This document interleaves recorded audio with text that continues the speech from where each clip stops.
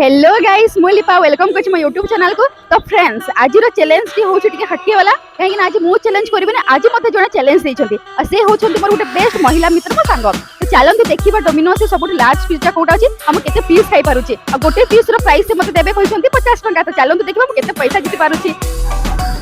Guys पछाड़े देखो मो counter छै एटी वीडियो बनेबा पई एलाउ ही नहीं मना करके गले गोटे भाई के वीडियो एलाउ नहीं तो आसी माने तो करी भी जेमती हेले मो चैलेंज। तो गाइस आसी गला मो पिज्जा तो मो ऑर्डर दे देथिले लार्ज साइज रो पिज्जा जहा कि आपण माने देखि पारुथबे। पैसा तुलना रे मते टिके पिज्जाटा बहुत छोटा लागिला किंतु टेस्ट करी सारला परे ही जोना पड़िबो जे पैसा रो असल होछि कि नाही।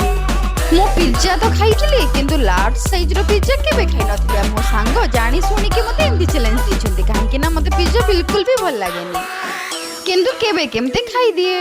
मो धन्यवाद देवी से मान को जो माने कि फूड ब्लॉग बनाउछंती गोटे दिन रे एते सारा खाइबा खाउछंती मो द्वारा तो गोटे पीस कोना तंटी रे पूरा जाउनी।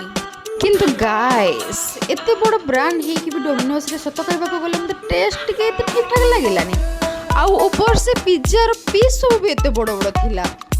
डियर महिला मित्र मो ए चैलेंज हारी गले भी खुशी अछि काहे कि ना मैदा जातीय खाद्य बहुत खराब देह पई आपण माने भी बेसी खाइबेनी। राउरकेला रो जो माने देखुछंती कमेंट निश्चय जणेबे बिल केते आसीथिबो।